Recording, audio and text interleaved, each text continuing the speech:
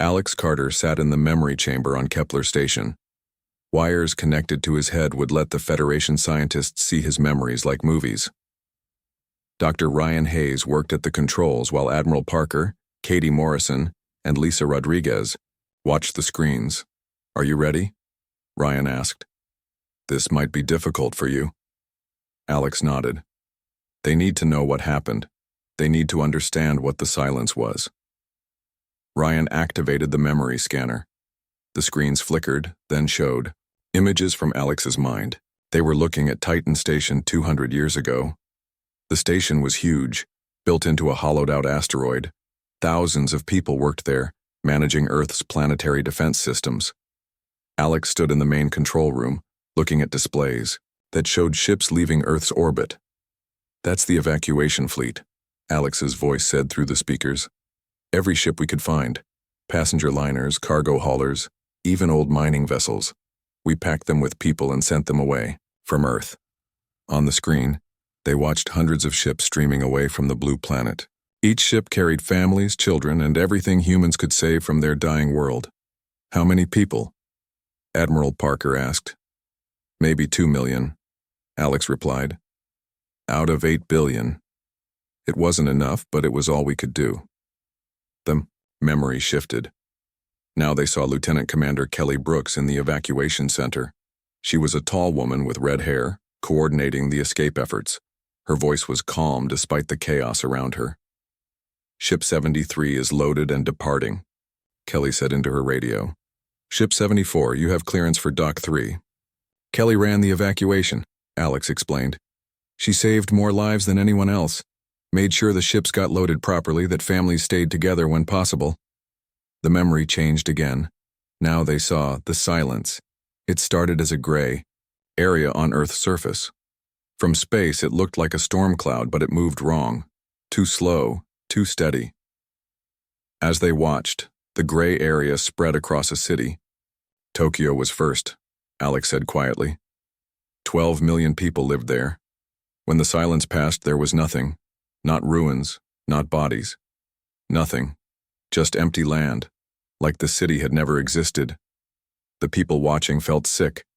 The city didn't explode or burn. It simply stopped being there. The ground was smooth and clean as if nothing had ever been built on it. "What was it?" Katie whispered. "We never found out," Alex said. "Our best scientists thought it was some kind of cosmic force, something that cleaned the universe periodically. It decided humans had grown too complex, too numerous." The memory showed Alex in the control room with his team. Chief Engineer Paul Martinez was a short, stocky man who never stopped working. Communications Specialist Amy Johnson was young, maybe 25, with bright eyes and steady hands. "Grid is holding," Paul said, checking his instruments. "But the silence is moving faster now. It'll reach us in 3 days." "All ships away?" Alex asked. Amy checked her boards. "Group 7 is still loading. They need 12 more hours." "They'll get it," Alex said firmly. The memory fast-forwarded. The silence had covered half of Earth now. Entire continents were gray and empty. The last evacuation ships were climbing toward the stars, packed with crying children and terrified adults. "Final group departing now," Kelly reported. "All civilians are away." "What about the military?" Alex asked. "Some ships stayed to escort the civilians. Others—" Kelly's voice trailed off. On the screens, they saw several military vessels flying straight into the silence. The ships vanished the moment they touched the gray area. "They were buying us time," Alex explained. "Trying to learn something about the silence that might help the evacuees survive." The memory shifted to the last day. Only 50 people remained, on Titan Station. The silence covered most of Earth now, a gray sphere where a blue planet used to be. "Sir, we're getting strange readings," Amy reported. "The silence is changing course. It's coming for the station." Alex looked at the displays. The gray area was rising from Earth's surface, reaching toward them like a giant hand. "How long?" he asked. 6 hours, Paul said. "Maybe less. And the last ships?" "They'll need 8 hours to reach safe distance," Amy said. Alex was quiet for a moment. Then he activated the station's communication system. All personnel, this is Carter. We're staying at our posts. The evacuation fleet needs every minute we can give them. No one argued. Everyone knew they were going to die. The memory showed the next 6 hours. Alex and his team kept the defense grid running even as the silence rose toward them. They watched their air supplies run low and their systems begin to fail. Grid power at 30%, Paul reported. Reroute everything from life support, Alex ordered. Sir, we need life support, Amy said. The ships need the grid more than we need air, Alex replied. One by one, Alex's team died at their posts. Paul collapsed over his controls, overcome by the thin air. Amy lasted longer, but eventually fell unconscious at her station. Alex was alone when the silence reached Titan Station. I activated the stasis pod, Alex said to the people watching his memories. It was experimental, not tested, but I had to try. Someone had to survive to tell what happened. The memory showed Alex uploading files to the pod's computer. Lists of ships, destinations, passenger manifests. Everything about the evacuation. I put every record we had into that pod, Alex said. If humans were going to survive in the galaxy, someone needed to know where they went. The silence touched the station. Through the windows, Alex saw the gray area spreading across the metal walls. Everything it touched simply stopped existing. It didn't hurt, Alex said softly. That was the strange part. There was no pain, no fear. Just nothing. The last thing the memory showed was Alex closing the stasis pod. The gray area was almost in the control room now. I hope the ships made it, Alex whispered in the memory. Then everything went gray. The memory scanner shut off. The room was quiet for a long time. 2 million people, Admiral Parker said finally. Scattered across the galaxy. And now we know where they went, Ryan added, looking at the data from Alex's pod. Katie wiped tears from her eyes. You saved them all. Alex shook his head. I just bought them time. They saved themselves. The data from your pod shows destinations for every ship, the Admiral said. Some went to established colonies. Others headed for unexplored systems. A few planned to become nomads traveling between stars. Have you found any of them? Alex asked. A few. But many ships are still out there, lost or hidden. Your records will help us find them. Alex stood up slowly, still weak from his resurrection. Then let's start looking. I've been dead for 200 years, time to get back to work. As they left the memory chamber, Alex looked back at the screens that had shown his darkest moments. He had watched his world die and stayed behind to help others escape. Now he was alive again, ready to help bring his scattered people home. The last stand on Titan Station was over. The real work was just beginning. Admiral Stephen Parker stood in the command center of the Federation flagship New Horizon. Around him, screens showed the positions of 200 ships spread across the galaxy. This was the largest search operation in galactic history. Fleet. Reports ready, Admiral, said Captain Jake Sullivan from his position at the communications console. Alex Carter stood beside the Admiral, studying the navigation data from his stasis pod. He was stronger now after 2 weeks of recovery, but his eyes still held the weight of watching his world die. The cargo ship Freedom's Dream should be in the Vega system, Alex said, pointing to a star chart. They had 18,000 people aboard, mostly families with children. Task Force 7 is heading there now, the Admiral replied. What about the group that went toward the galactic rim? Alex checked his records. Mining vessel Deep Digger and 3 escort ships.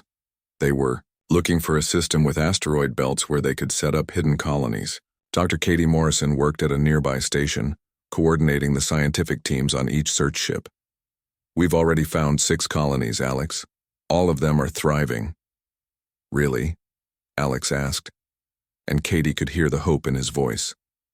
The colony on New Terra has over 50,000 people now. They've built entire cities. The group on Harmony Station became master engineers. They're building ships for half the Federation. Alex smiled for the first time since waking up. They survived. They really survived. More than survived, Admiral Parker said. They've grown strong, Each group adapted to their new homes in different ways. The communications officer called. Out. Admiral, incoming report from Task Force 3. Put it through, Parker ordered. Captain Tony Mitchell appeared on the main screen. He was a middle-aged man with a tired but excited expression. Behind him, they could see the bridge of his ship. Admiral, we found them, Tony said. The Freedom's Dream is here and it's incredible. They turned their ship into a mobile city. Over 200,000 people living aboard her now. Alex stepped closer to the screen. 200,000? They started with 18,000. They've been picking up humans from other ships, other colonies, Tony explained. Refugees, traders, anyone who wanted to join them. They travel between star systems, trading and exploring. Are they safe? Alex asked. More than safe. They have their own fleet now. Dozens of ships, all working together. They want to speak with you, Alex. They know your name. Stories about the last stand on Titan Station have become legends among the scattered human communities. Alex felt strange. He had never thought of himself as a legend. Tell them we'll visit soon. There's more, Tony continued. They have records of other human groups. Ships that settled in places not on your list.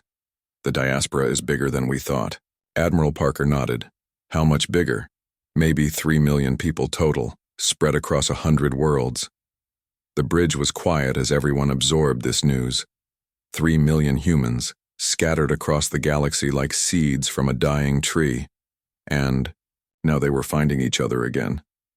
Any word from the groups in Zephyrian space? Alex asked. The Admiral's face grew dark.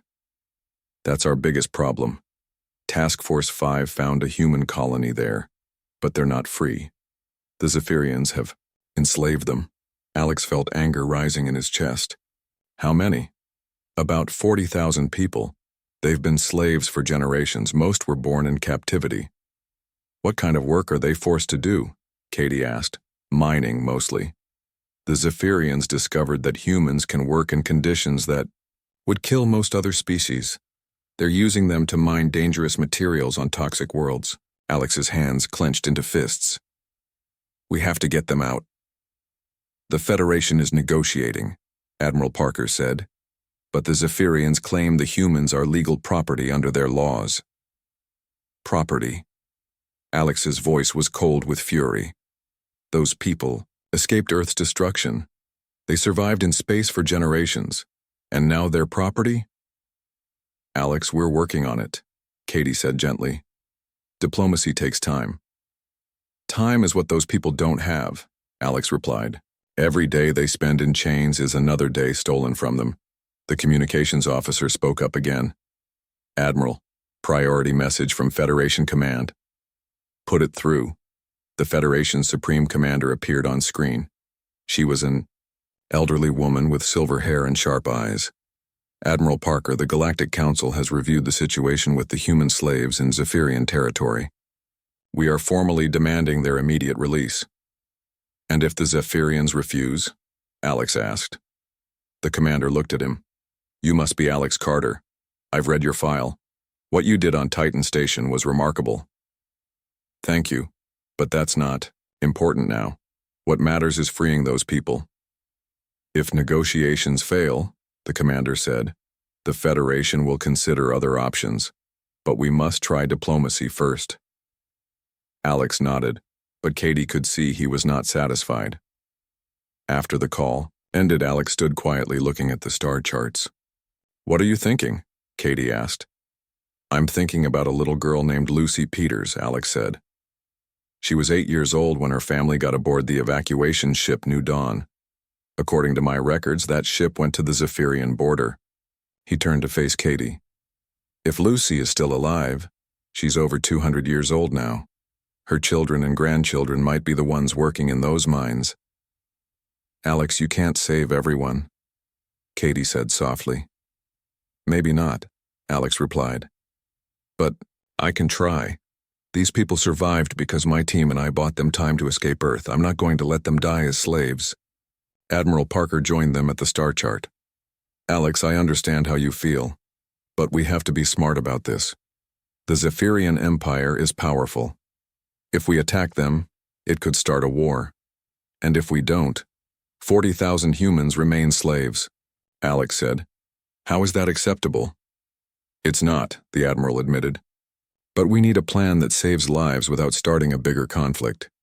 Alex studied the navigation data again. What if we don't attack? What if we offer them something they want more than human slaves? Like what? Katie asked. Alex pointed to a section of his records. These ships went to the galactic core.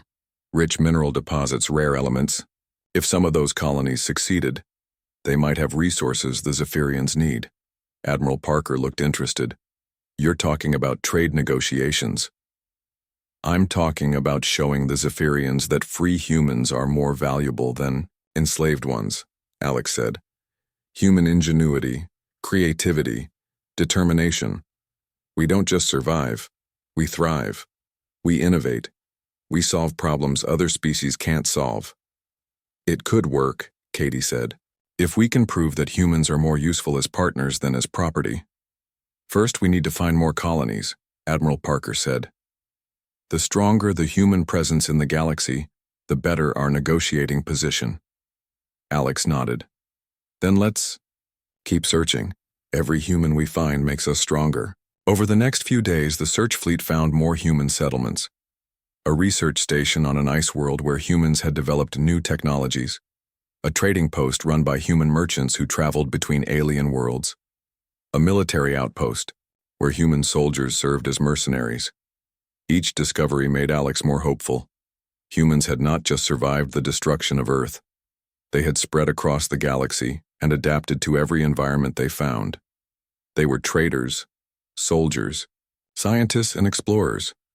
Look at this, Katie said, showing Alex a report from one of the search teams. This human colony has been working with alien scientists for 50 years. They've developed new medical treatments that have saved millions of lives across a dozen species. Alex read the report with growing pride. They're not just surviving. They're making the galaxy better. That's what humans do, Katie said. We don't just adapt. We improve everything around us. As the search continued, Alex began to see the bigger picture. The human diaspora was not just a scattered group of refugees. It was a network of communities that had preserved the best of human culture while learning from their new homes. We're going to free those slaves, Alex told Admiral Parker that evening. Not with weapons, but with proof. Proof that humans belong among the stars as equals, not as property. The Admiral nodded. How do you want to proceed? Alex looked at the star charts one more time. First, we unite the diaspora, show them they're not alone anymore. Then we show the galaxy what free humans can accomplish. And the Zephyrians? Alex's eyes were hard but determined. We show them that enslaving humans was the biggest mistake they ever made. The Galactic Council chamber was packed. Representatives from hundreds of worlds filled the massive hall, all waiting to hear from the human who had survived planetary extinction. Alex Carter stood at the speaker's podium, looking out at faces from dozens of different species. Admiral Parker sat in the Federation section, along with Dr. Katie Morrison and the other humans they had rescued. In the front row, Alex could see the Zephyrian delegation. Their blue skin seemed darker than usual, and their eyes showed no emotion. Honored delegates, Alex began, his voice carrying clearly through the chamber. My name is Alex Carter. 237 years ago, I watched my world die. The hall was completely silent. I stand before you not seeking pity or revenge. I stand here to speak for my people, scattered across the galaxy like seeds from a dying tree. Seeds that have grown into something remarkable. Alex activated a holographic display. Images appeared above the chamber showing human colonies across the galaxy. These are the children of Earth's last evacuation. 40,000 humans working as slaves in Zephyrian mines. 50,000 living free on New Terra, building cities and raising families. 200,000 aboard the mobile fleet Freedom's Dream, exploring the galaxy and sharing knowledge with anyone who will listen. More images appeared. Human doctors working with alien patients. Human engineers building impossible machines. Human teachers showing alien children how to read. We don't ask for much, Alex continued. We ask for the right to exist, the right to raise our children in freedom, the right to contribute to the galaxy that has become our home. The Zephyrian ambassador stood up. His name was Zelkan, and his voice was cold. The humans in our territory are legal property under Zephyrian law. They were purchased fairly from traders over a century ago. Alex looked directly at the ambassador.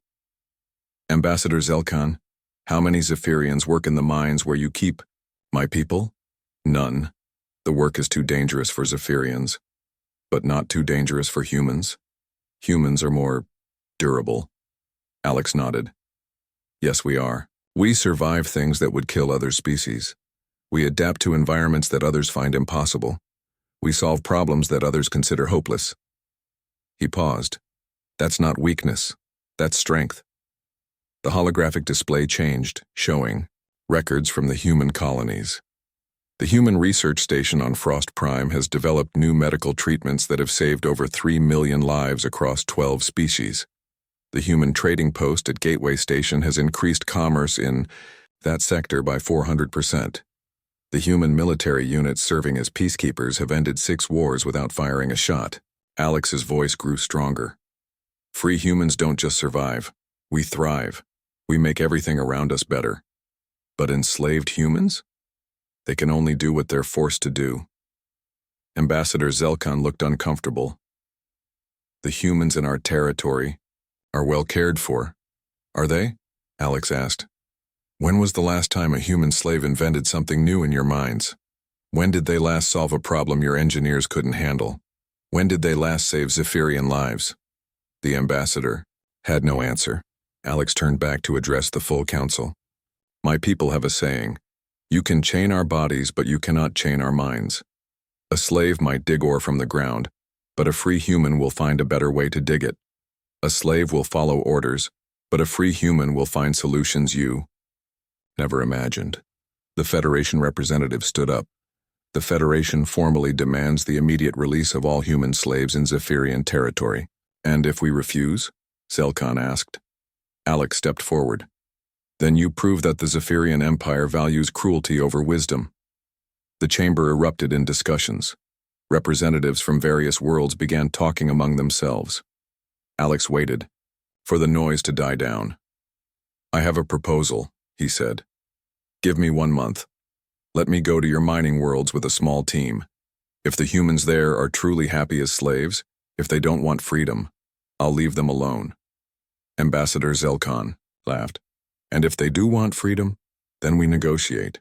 You need those mines to produce ore. I can show you how free humans will produce more ore than enslaved ones ever could. Impossible. Is it? Look at the evidence. Every free human colony is more productive than anyone expected.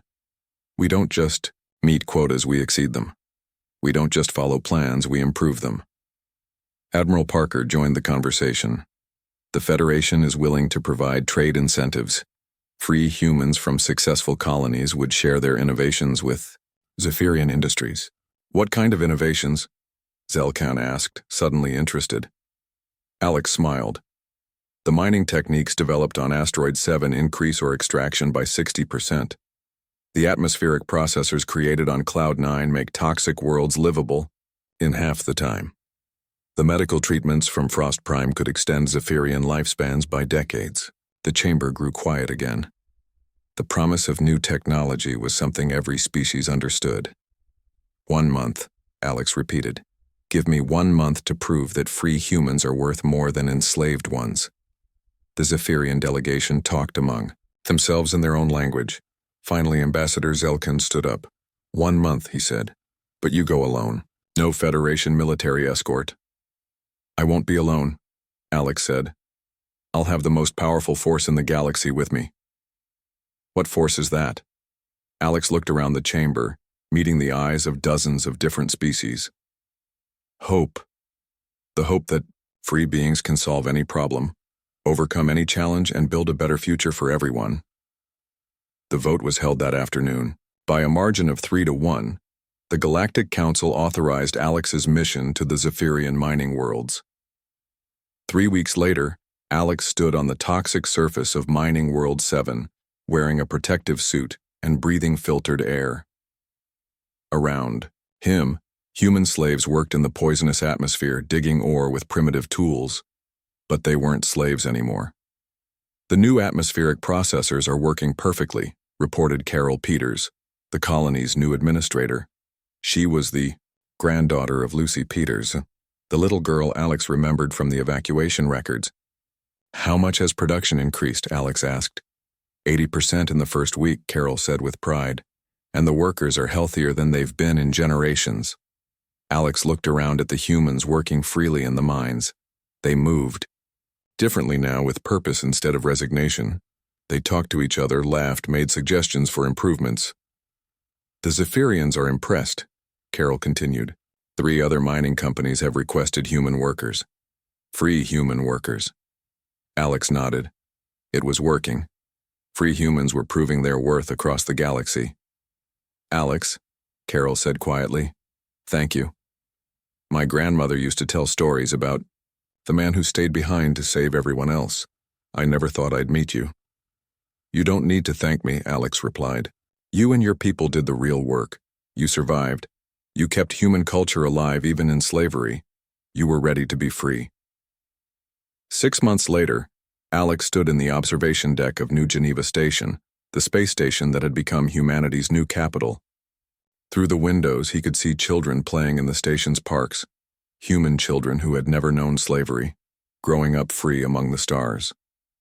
Dr. Katie Morrison joined him at the window. The last group of former slaves arrived yesterday, she said. 43,000 humans, all free now. How are they adjusting? Alex asked. Better than expected. Humans are remarkably adaptable. Katie smiled. Speaking of adaptation, the colony ship Wanderer just reported in. They found a new world suitable for terraforming. Alex nodded, but he seemed distant. What's wrong? Katie asked. Alex pulled a small vial from his pocket. Inside was a handful of dark soil. Earth dirt, he said. The last soil from our homeworld. I've been carrying it since I woke up. What will you do with it? Alex looked at the children playing in the park. I think it's time to plant it somewhere new. They walked together to New Geneva's Memorial Garden. Other humans were there, families and couples, old people and young children. In the center of the garden stood a simple monument with words carved in stone. From ashes of one world, 1,000 new ones bloom. Humanity endures. Alex knelt beside the monument and carefully poured the earth soil into the ground. Katie watched as he pressed it into the alien soil that filled the garden. What will grow from it? She asked. Whatever wants to, Alex said. That's what humans do. We take whatever soil we're given and make something beautiful grow from it. As they stood up, a young boy ran over to them. He was maybe 8 years old, with bright eyes and a curious expression. Mr. Alex, the boy said, my teacher says you're the man who saved everyone. Is that true? Alex knelt down to the boy's level. What's your name, son? Tommy Carter, the boy said proudly.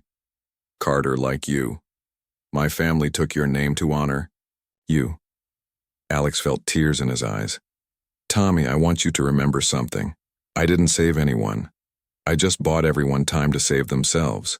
And that's what humans do. We save ourselves, and then we save each other. When I grow up, I want to be like you, Tommy said. Alex shook his head. When you grow up, be better than me. Be the kind of human who doesn't just survive extinction. Be the kind who makes sure extinction never happens again.